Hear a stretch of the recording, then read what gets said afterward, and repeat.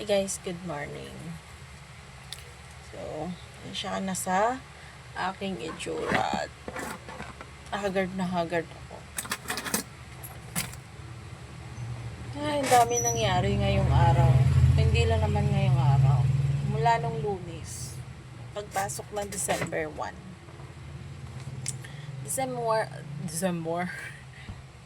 1 is isang taon namin dito sa tindahan na to. Pero ano lang ha muna, hindi pa kami nag-open noon nung December 1 nung nakaraan kasi umuwi dito yung kapatid ko. Dito muna siya pansamantala. Pagdating ng January 16, doon kami nagtinda. Tapos nung December 1, isang taon kami nung nakaraang araw lang. Tapos may mga nangyari na sobrang hindi maganda. Mayroon akong isang customer na paggabi na yun nung time na yun. Hindi ko sure kung 6:30 or 7. Antok pa ako. Nangyari yun. Bumili dito. Kilala namin yung tao.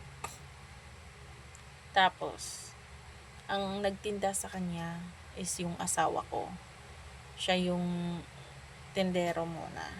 Kasi ako, since nga umaga ako nagtitinda, namahinga muna ako, upo lang muna, tapos inaayos ko yung mga transaction na yung mga naano ko mula umaga, inaayos ko yun.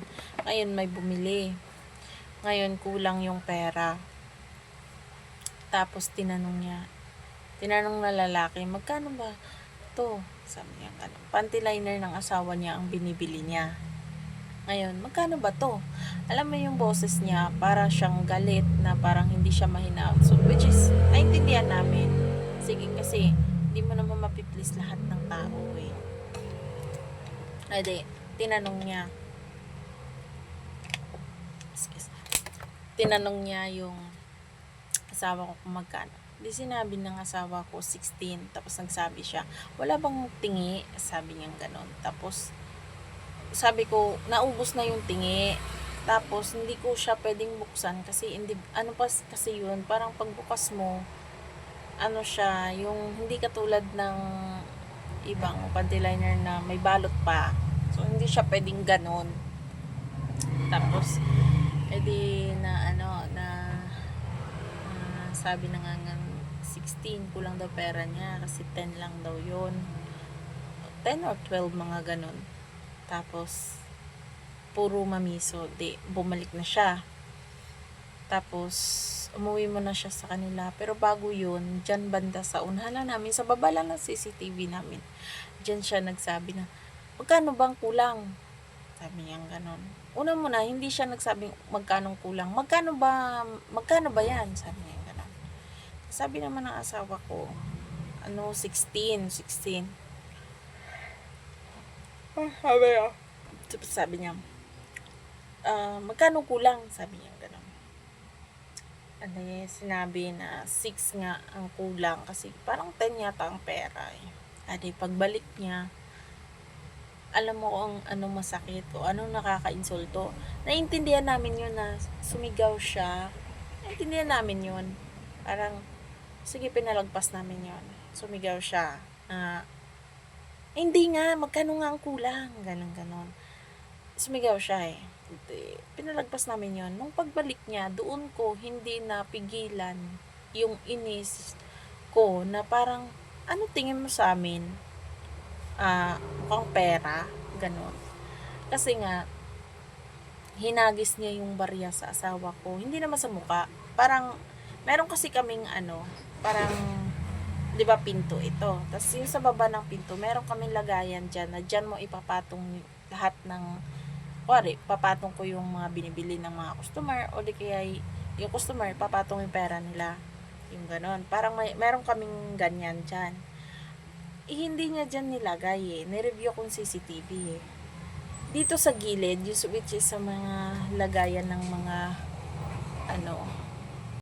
Hindi yan. Bumili kasi kaya in-stop ko muna yung video. Hinagis niya sa asawa ko yung barya na babayad niya sana. Hanggang ngayon mas masakit ulo ko. Siya sabi niya ganon. Tapos, hindi ko nagustuhan yung ganong asta. Tinext ko doon sa may-ari. Sa anak ng may-ari. Tapos yung anak ng may-ari, sabi niya, may number ka ba kaila tindahan? Tawagan mo muna at nagka-problema. Talagang sinabi ko, kasi nga, iyan na po ako, namatay kasi yung anak niya. Nahanap niya anak. Halika dito, B. Tapos yun, sabi niya gano'n. Sumugod dito yung asawa.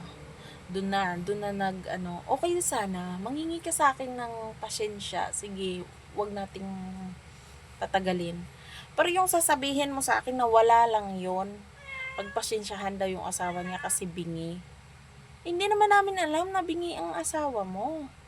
Tapos, ang sabi pa sa amin, Diyos ko, parang yun lang naman. Lang naman yun, wag daw palakihin. Bakit pa daw ako nagsumbong sa may-ari? Ganon.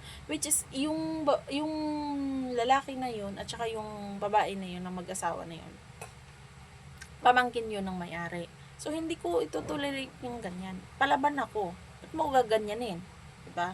Tao akong humaharap sa inyo. Tao rin kayong humarap sa akin. Wag yung parang demonyo kayo. Diba? Ikaw ba naman hahagisan ka ng barya? Ang tingin mo sa akin, mukhang pera. Hindi ko kailangan ng pera nila kung ganyan lang din naman.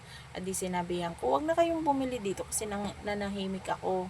Nanahimik kami dito sa tindahan. Kayo lumalapit. Sabi ko, maayos dapat kayong humarap sa akin kasi maayos ako makipag-transaction sa inyo. Hindi nyo dapat ako ganyanin o hindi nyo dapat kaming ganyanin. Sabi ko, hindi po porket tahimik yung asawa ko, ayaw palakihin ng gulo o hindi magre-reklamo kahit batuhin na siya, gaganyanin nyo. Hindi pwede sa akin yung ganyan. Hindi, doon na, nagtatalak na ako. Hindi ko mapigilan, hindi ko matanggap-tanggap yung sinabi niya. Uy, parang yun lang. Uy, hello ate, college graduate ka, alam mo. Or kahit nga hindi college graduate, alam yung tama at mali, di ba? Na maling-mali, na magbigay ka ng pera, na ihahagis mo sa tindera o tindero, or kahit hindi tindera-tindero, basta pagka kaharap mo yung tao, 'di ba? Maling-mali 'yun, yung hagisan mo ng barya. Tingin mo walang pera, walang mukhang pera, ganyan, hindi. Sabi niya sa akin, hindi pa rin nagpapasensya, talaga nagtatalak sila pa ang Sabi ng asawa niya, ganun daw talaga yung pag nagmamadali. Ha? Kung bibili pala sila, bibili sila, tapos hahagis ko rin sa kanila ang sukli, or or yung mga binibili, hihagis ko sa kanila. 'Di ba? Sasabihin ko rin, nagmamadali ako. O anong feeling nila, hindi ba? Hindi sa akin pabor yung ganun na hahagisan mo kaming barya dito. Kaya stress ako mula pa nung Lunes. Tapos, nung sumunod na araw, may mga customer pang mga, alam mo yun, Diyos ko. Tapos, mga problema pa dito. Ang dami Kaya yung itsura ko parang ewan. Masakit na naman ang ulo ko. Hirap maging tindera. Pahabaan ng pasensya. Pero ako naubos na ang pasensya ko. Sa kanila lang naman sila lang naman yung ganyang sila naman yung ganyan na customer Yung ibang customer hindi naman ganyan na agisan ka ng pariya dyan. Maling-mali. So yun na naman guys, share ko lang yung aking experience. Nakakabisit yung ganyang customer, diba?